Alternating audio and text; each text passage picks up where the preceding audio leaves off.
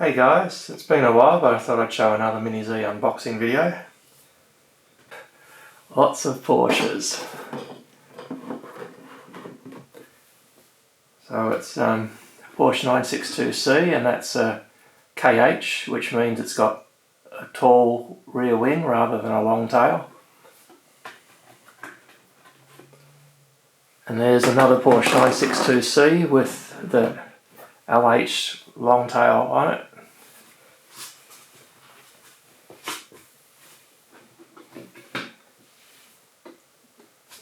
Here's another Porsche 962. Another one with the KH tall short tail.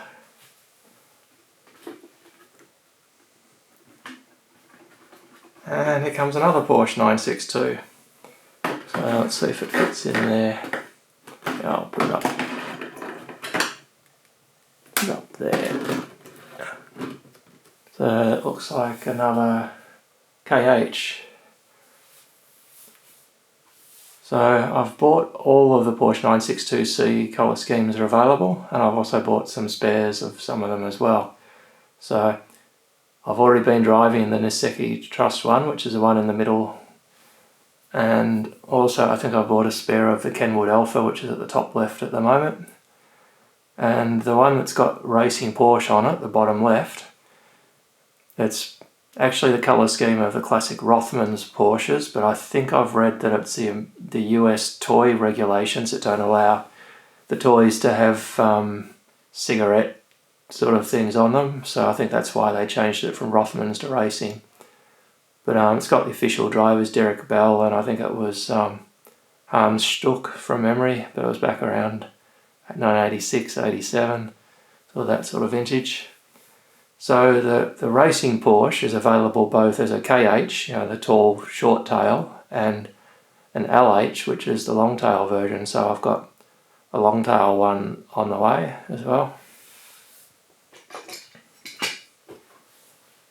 So after all of those German Porsches, how about we throw in a Japanese car with some British influence?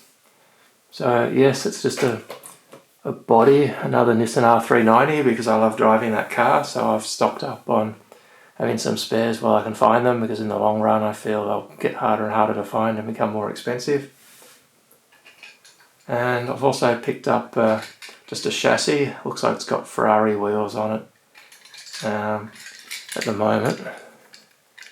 So it's just that I've got quite a few bodies that I haven't got a display chassis to put them on, so when I've seen them come up at a semi-reasonable price, I've grabbed them if they look like they've got the right sort of wheels for me to know which sort of wheelbase series it is, because this one, 90, 94 and 98mm, it looks like it's able to do.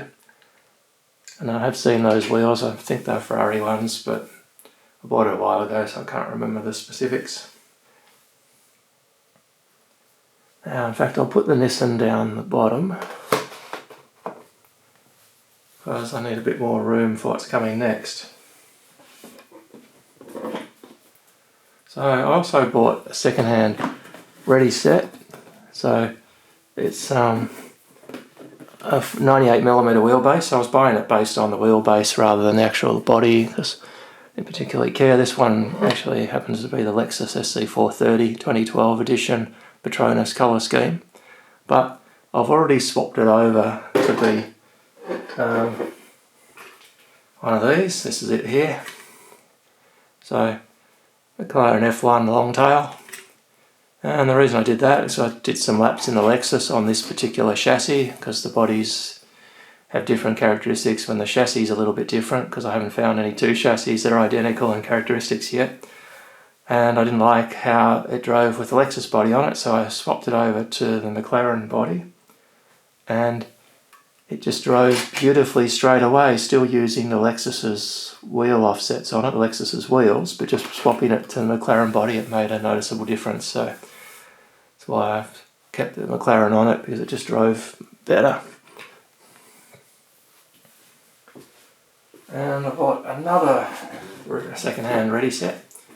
And this one happened to actually be a McLaren F1 Longtail. So my assumption at the moment is this is likely to be one that didn't come with wheel bearings in it, but I haven't had a close look to see if that's the case. So officially they were selling this without wheel bearings, so that's what I expect.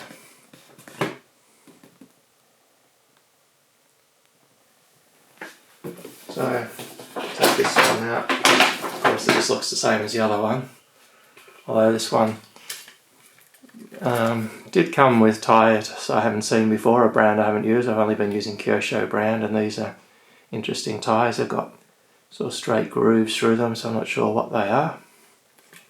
And I'll take the body off it to show the chassis, because it does, actually it's not this one, it's the other one.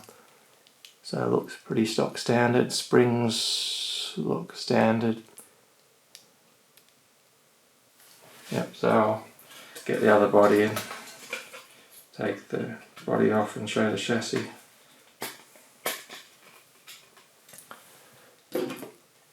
Okay, so it must be this one.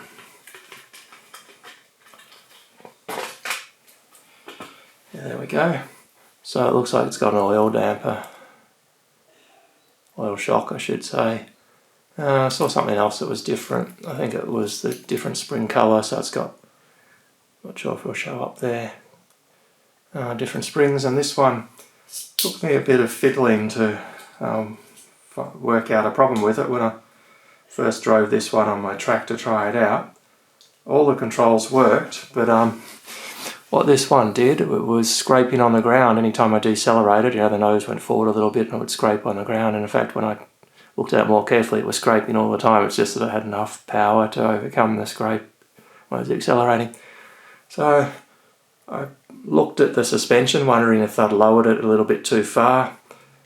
Scratched my head a little bit, and then I noticed that the body, when it was mounted on this one, was actually sloping forward more than I thought it should. So then I looked a bit more closely at how the front body mount attached, and what I found was underneath the white body mount there's a little black plastic piece that sits on top of the springs, and it's got two mounting guide holes which you can see next to the two screw holes in the white body mount. And I noticed that it was upside down, so the person had mounted it upside down, which led to the mount plate being lower down, which meant that when you attached a body to it, the body ended up hanging down lower and hence scraping the ground. So once I worked that out, it's been driving quite well.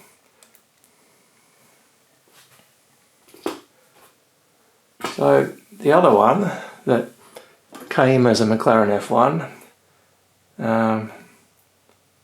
everything looks standard apart from the wheels. No, there's something else about it I think that I noticed looked a bit different. Let's have another look.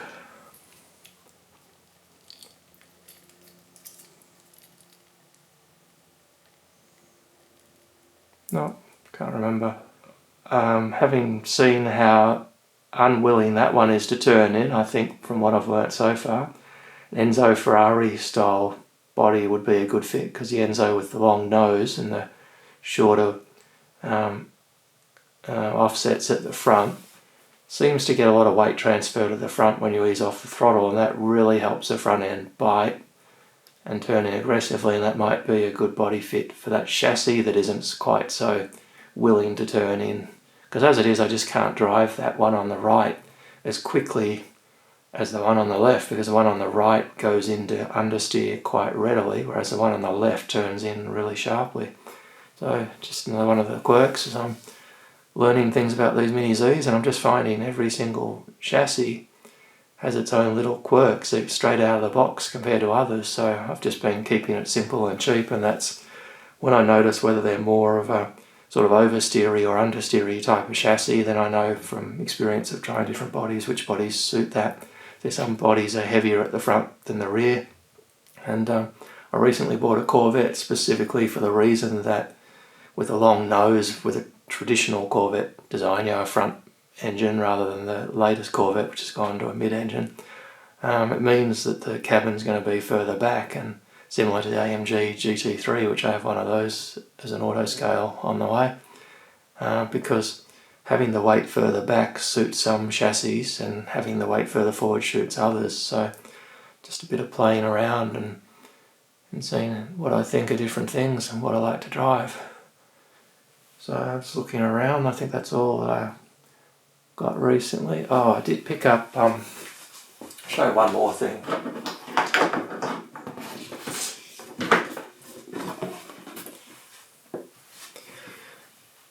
Yeah, I did break the trigger spring in my Kyosho KT432PT radio quite a few weeks ago, and it was a bit of a challenge to get something suitable to use in it because I couldn't find the specs anywhere. And of course, being in Australia, I didn't seem to have the range of springs that seemed readily available in America, and going to eBay, which is a common thing to do when you want something small and cheap, most of the springs were in China with 2 to 3 months of waiting time to get them. So I bought a spring set from eBay that was already in Australia, so it would have been one of those sort of drop ship Chinese people that sort of brings it to an Australian factory for faster shipping around Australia.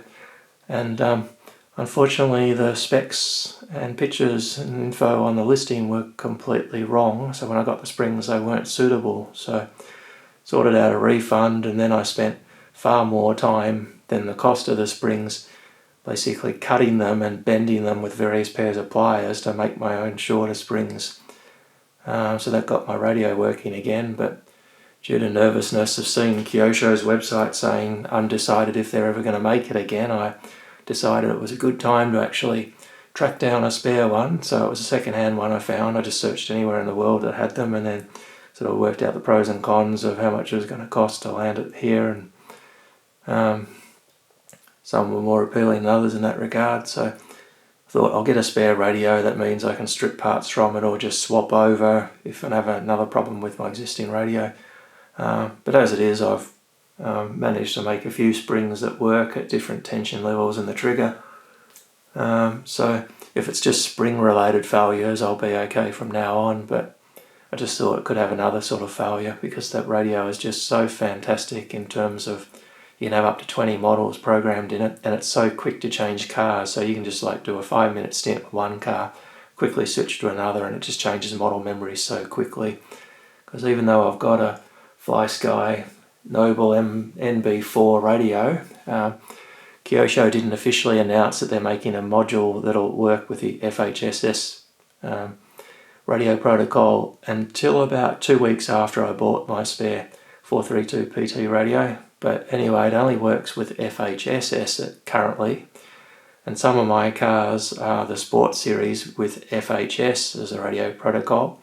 So at the moment the 432 PT is a better fit for me because it'll work with FHS, FHSS, and also I believe I've seen in the menu options it'll do Evo cars as well.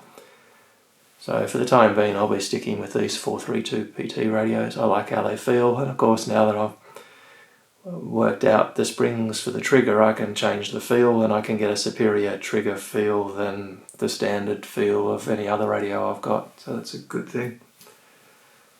So alright, that's it for now.